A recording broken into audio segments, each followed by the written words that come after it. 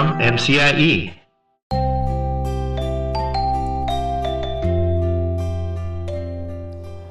Hello and welcome to a very special bonus episode of the Think Inclusive podcast presented by MCIE. I am your host, Tim Villegas. This podcast features conversations and commentary with thought leaders in inclusive education and community advocacy. Think Inclusive exists to build bridges between parents, educators, and disability rights advocates to promote inclusion for all students. That's right, y'all. All means all.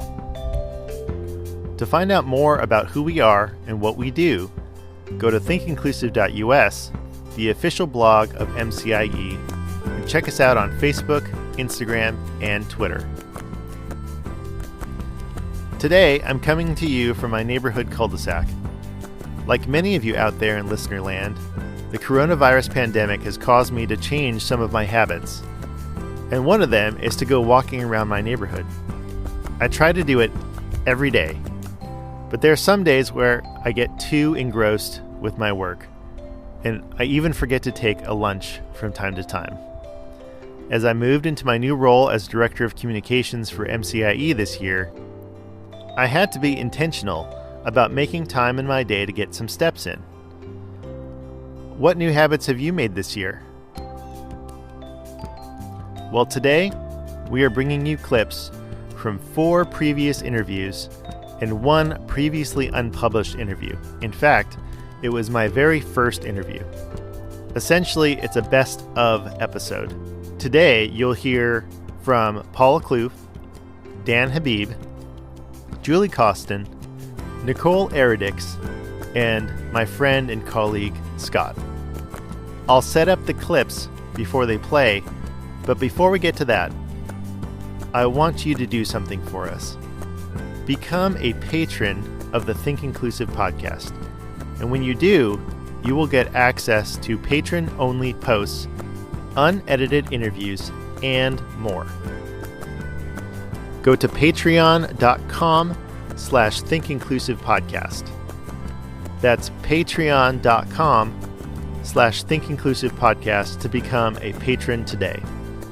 Help us reach our goal to reach 50 patrons, and we will produce 1 additional podcast episode per month only for our patrons. Your contribution helps us with the cost of audio production, transcription, and the promotion of the Think Inclusive podcast. Thank you for helping us equip more people to promote and sustain inclusive education. So stick around. After the break, the best of the Think Inclusive podcast.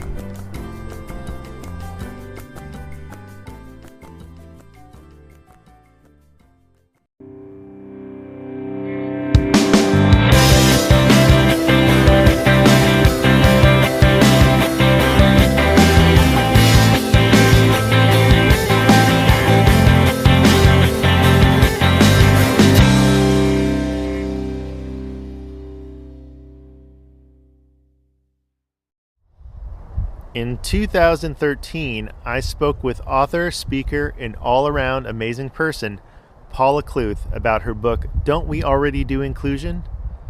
Here is a clip of our conversation. Well, let's get right into it. The reason I asked you to be on the program, on the podcast, is to talk about your book. Of course, we have a lot of other things that we can talk about. But first, I'd like to say I love the title of the book, Don't We Already Do Inclusion? Do you find that in your trainings or in conversations that you're answering this question a lot? And what would be like the impetus for you writing this book in the first place?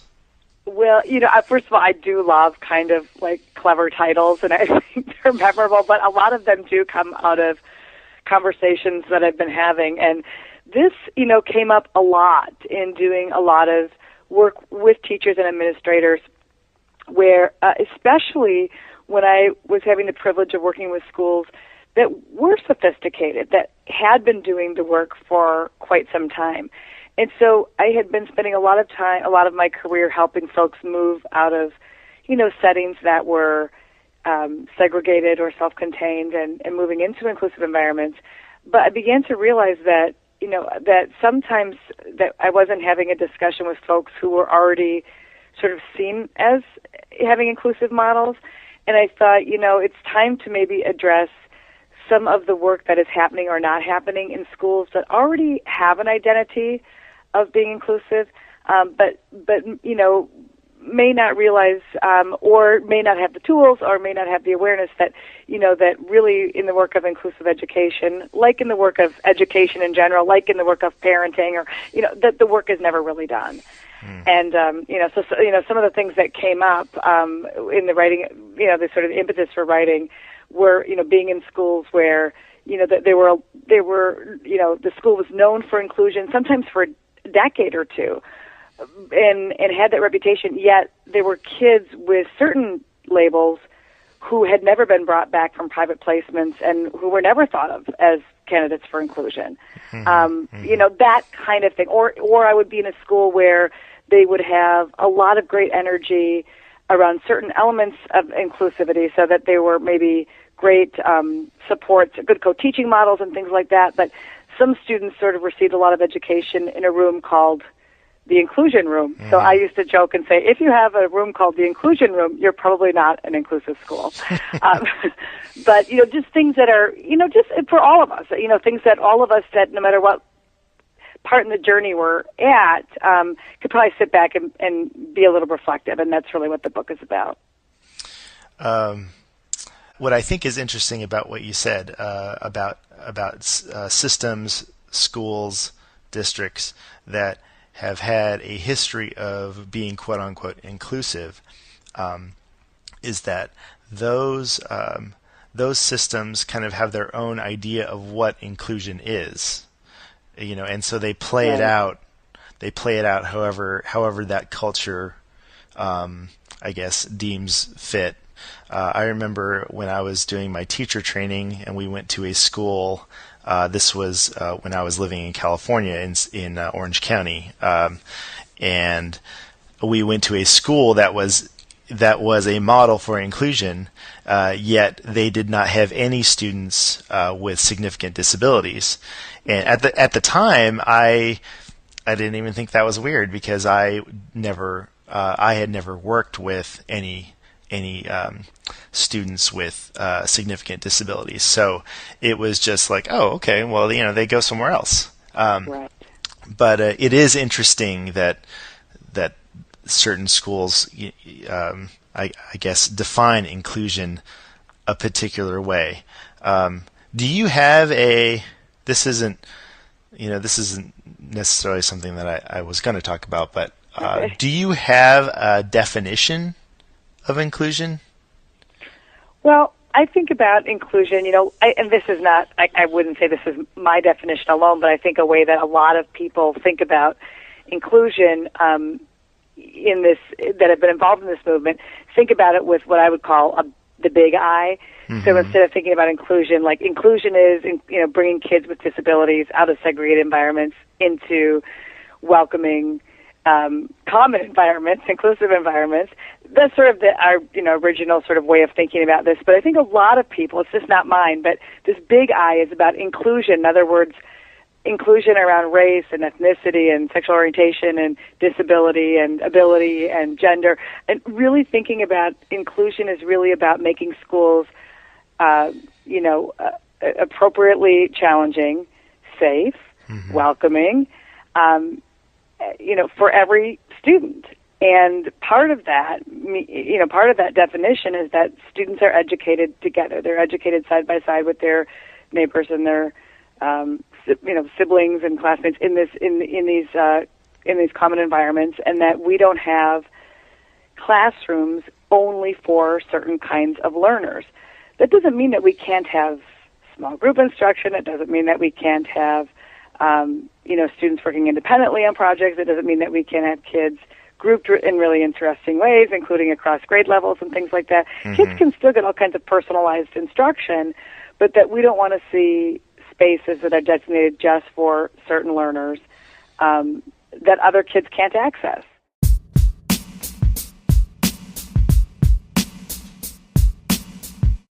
In 2014, filmmaker Dan Habib was promoting his film, Who Cares About Kelsey?, which documented the lives of students with emotional and behavioral challenges. Here is a clip of my interview with Dan. I'm hearing a lot of different kind of buzzwords for those who are very familiar with inclusion. You know, I'm hearing positive behavior intervention and supports. I'm hearing universal design for learning. I'm hearing person-centered planning. Those are all things that that as a believer in inclusion, you know, for all kids, are really, really important. How did this particular high school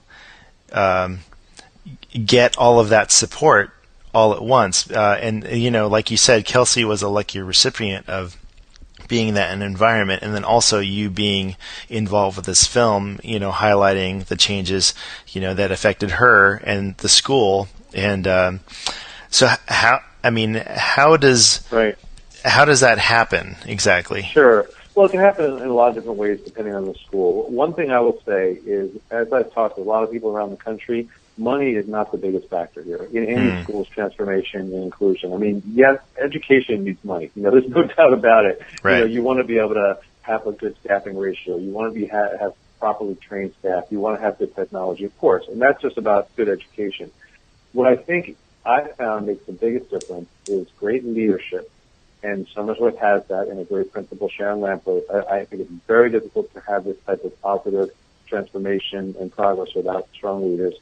And you also need an attitude within a school that we're about supporting every kid and not giving up on any kid. And we are going to presume that every kid is competent. We're going to make sure everyone in the building knows that every kid can be successful. And all of us understand that, listen, a lot of us struggled when we were younger, whether we have a disability or not. There were periods in our life where we struggled.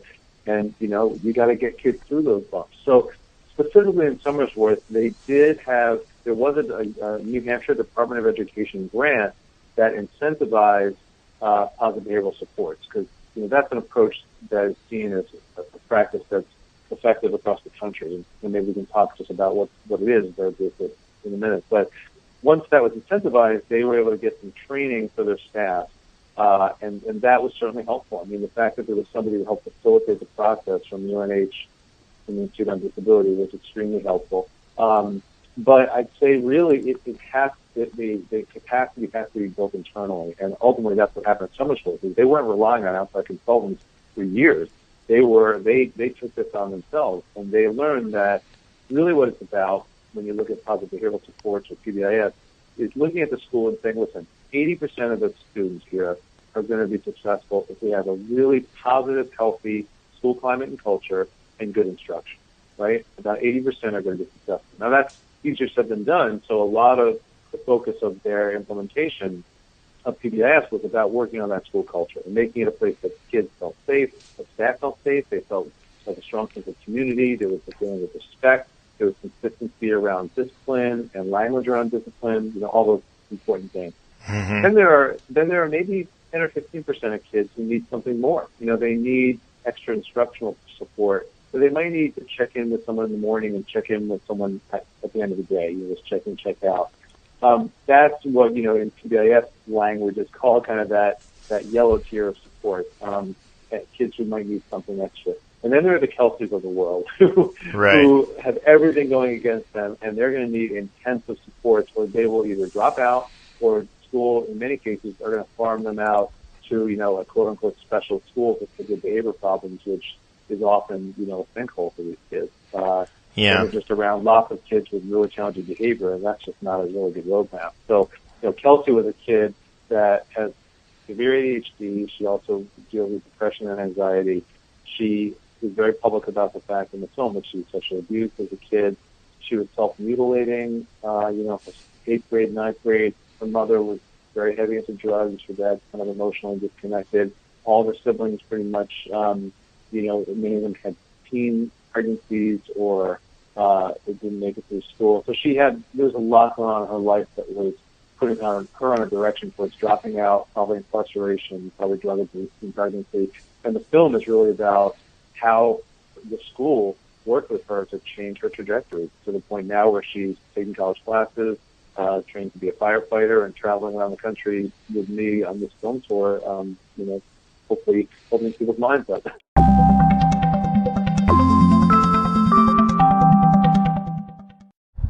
Also in 2014, Julie Causton and I discussed a research project called Schools of Promise and why it was so important to understand how systems change is vital for promoting and sustaining inclusive education.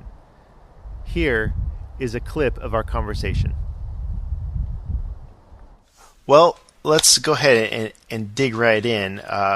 The reason why I wanted to get you on the podcast was because of the work that you did with a research project called Schools of Promise. And I know that was a while ago, but I was hoping that we could talk a little bit about this particular research and tell our audience about your involvement, and if you agree that this was a good example of how inclusive education can be possible for all students. Yeah, definitely. So Schools of Promise began a while ago, almost maybe 8 years ago, and my colleagues at Syracuse University and I were teaching about how to create inclusive schools with our undergraduates. So we teach teachers how to teach general and special education in inclusive settings.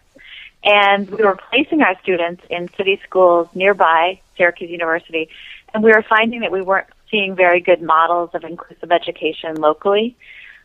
So what the concern was that we were teaching them something that they couldn't see in practice. So right away we decided that one of the best things to do would be to begin to look at the schools that were currently where we were placing our students, and look to see if we could work with the schools to become more inclusive. And so what we did is we went to the superintendent of Syracuse City Schools at the time, and we asked if anybody was interested in being involved in our project.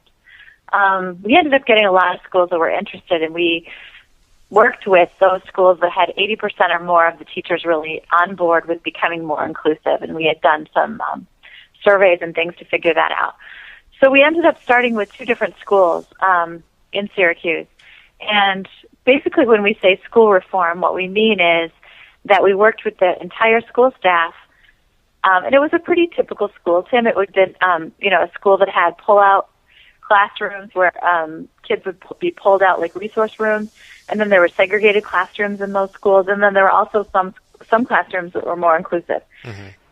And in order to be involved in the partnership, we said that they would be willing to get rid of their segregated classrooms and their resource room pull-out programs. And all children with all disability labels would be included in the general education content and curriculum. Mm-hmm. And so we began work with those schools, and we spent about 3 years, well, more than that, 3 to 5 years with each school. And we worked alongside them as they restructured their school and they got rid of their segregated or pull-out programs. And all the kids with disabilities were in the general ed classrooms. And the work that we did mostly was about professional development and teaching teachers how to create inclusive classrooms, how to differentiate content, how to support kids with challenging behaviors, and how to collaborate effectively with their colleagues. And so that was the work that we had done. And it was great work, and we really, the schools looked different in terms of no children were segregated any longer. But what surprised us with the research was the academic results. Mm. So we went in, much like you, Tim, kind of at your gut level, you think inclusion might be the best idea for children, on lots of different levels. I knew that to be true. But what we didn't expect in our research was that there was such a great big academic gain for not only children with disabilities, but their peers without disabilities, did better in these classrooms. And so that was kind of the bigger surprise in our research study. Across reading, across math, across social studies, across science, across state tests, everything, we found that kids actually did better academically when they were included.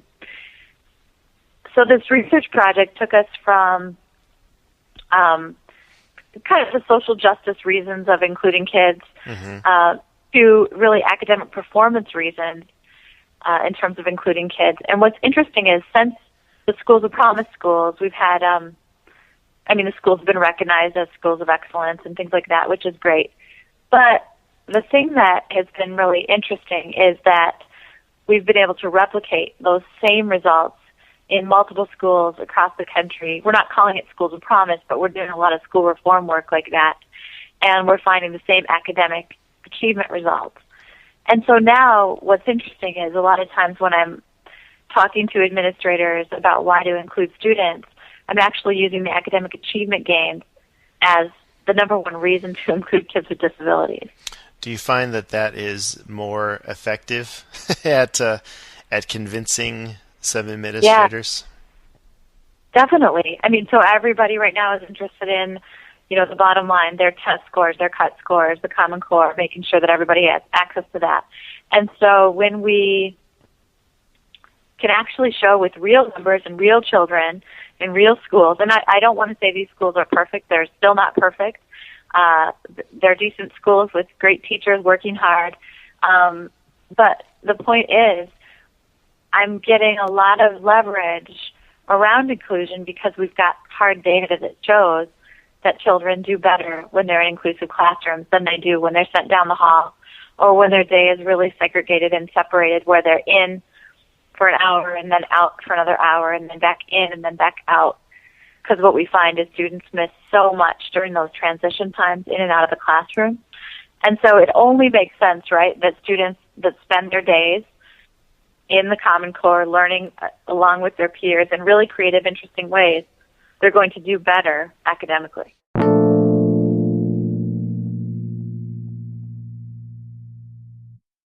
One of my first guests on the podcast was fellow blogger and podcaster Nicole Eredics.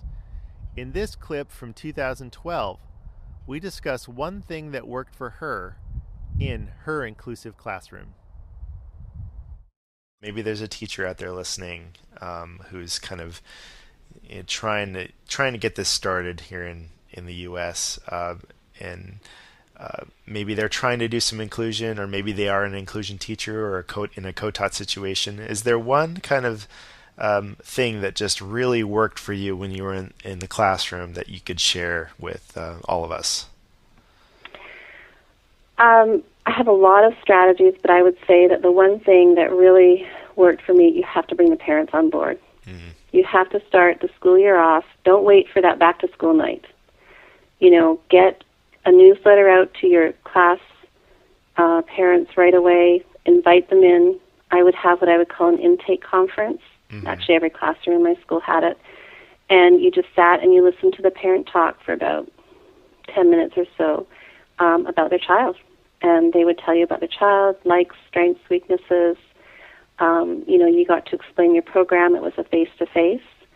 And then right off the bat, they feel as though, they're your partner in the child's education. Mm. And parents have a lot of, as you know, have a lot of influence in the school and in your classroom. And if you can get them on board and behind you with inclusion, and they can support you in so many ways, and be there to help you as you differentiate your lessons, be there to support you on a field trip, or be there to help you create materials for the various children in your class. So they're really your extra support system that you have access to. And I use parents all the time in my classroom. I don't know how what type of participation you have in your own classroom, but I find that once you get them in there and show them that you want to be partners with them, and you appreciate their help and you want their input, and you're both working to the success of the child, then you definitely have their trust and their interest and their support for the remainder of the year. So that was the big one for me, and it was a continual communication too through the school year. It wasn't just a one-off deal. Yes. So yeah.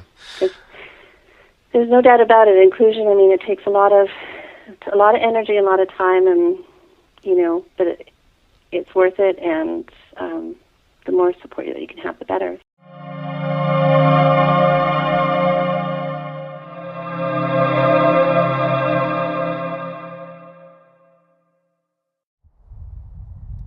Finally, when I started the podcast, I did a test interview with my friend and colleague Scott, who was and still is a general education PE teacher for an elementary school. We talk about what he learned about students with significant disabilities being in his class. Here is our conversation. What I heard you say before was you normally never saw kids that attended my room in general ed PE up until a couple of years ago. Is that right? That's correct. Yes. And so, how has having the kids in my room, being in general ed, how has that changed your perspective of them, if at all? I don't know if it's changed my perspective of them. I mean, it's obviously gotten me more exposure with them, and I think I feel I can understand them better and have a better sense of what they're going to be able to do and how they're going to be able to do it, and then I can help their assistants that come in, their parapros that come in with them, with sort of the strategies of what I feel like they, can do or can't do, or, I adapt it, hey, instead of rolling this kind of a ball, I'll give you this kind of a ball and y'all can roll this kind of a ball, or, whatever. And even though they use different equipment, still doesn't mean they have to be on their own. They can still be in, if we split up into groups of, 4 or 5, whatever, they can be in a group of 5 with other general ed kids, and when it's their turn or when the ball comes to them, we can just use a different ball. Or a lot of times, the group that they're in, your student and the other 4 general ed students, they'll all 5 just use whatever ball that we have to adapt it to, and and they're fine with that. I mean, the kids don't care what the kids are happy to help out, and Right. that's the other thing, because I think the general ed kids get as much, if not more, out of your kids being in there than I think your kids do. It shows them that there are different differences, and you have to help people with differences, and you have to adapt and change, and you have to be okay with that. So I think it's a good situation all around. I will tell you, my first experience with any sort of kids with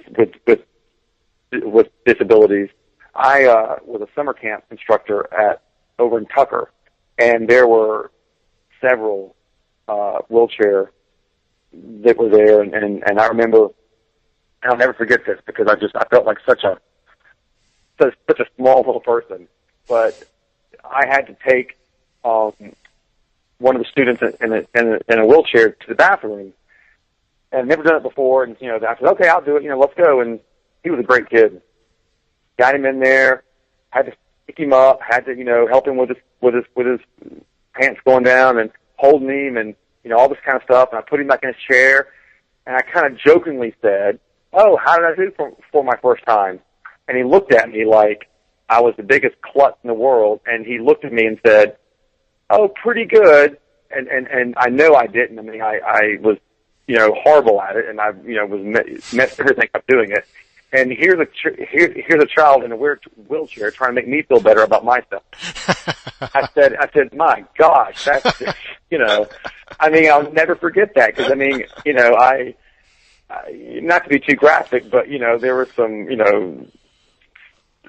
sprinkling here and there and all this kind of stuff, and, he's trying to make me feel better about myself. And I was like, okay, well, that just puts me in my place. So, that was a great experience for me, and that's what I think the kids at Kincaid get by being around so many kids with so many disabilities and special needs and challenges.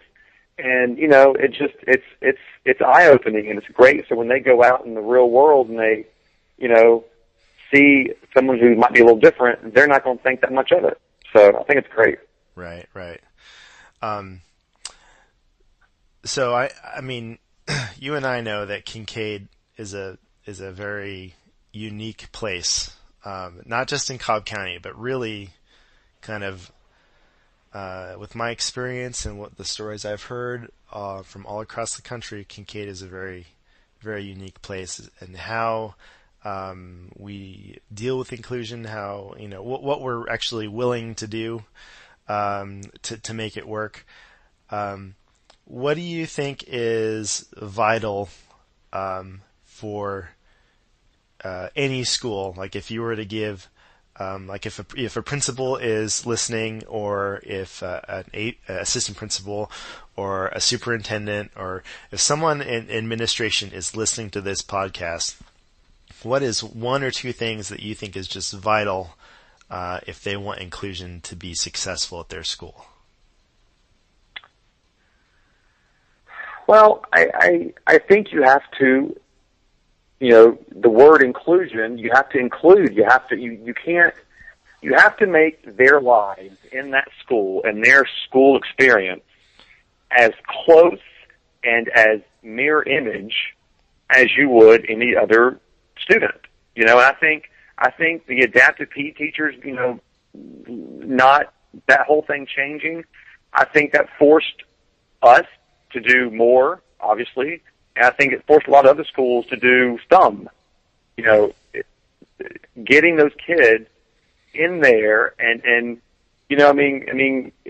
I'm sure you've written some stuff on your website about what you're doing in your classrooms, and taking your kids and sending them out into other general ed classrooms. And I mean, it's that, this past year, we've seen a huge difference in some of your students, and just by putting them out there and putting them in there with the general ed kids and letting them take whatever they're going to take from it. I mean, it's been amazing results of what they've absorbed and how they can relay what they've absorbed to us if you give them the chance. I think you try and make it as mirror image of any other student, their experience, their lunchtime, their enrichment time, their recess time, and you just get them involved with the school as much as you can.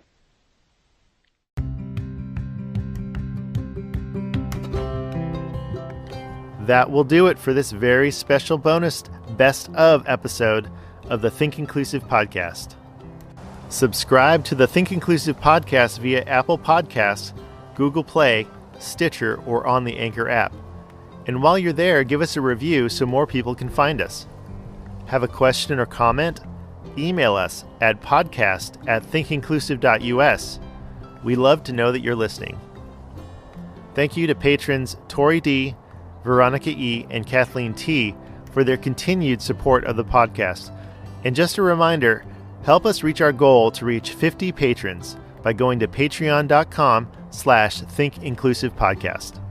This podcast is a production of MCIE, where we envision a society where neighborhood schools welcome all learners and create the foundation for inclusive communities. Learn more at mcie.org. We'll be back in January with our next podcast of Season 8. Thanks for your time and attention, and Merry Christmas, Happy Hanukkah, Happy Kwanzaa, Happy Winter Solstice, Mele Kalikimaka, and Happy Holidays.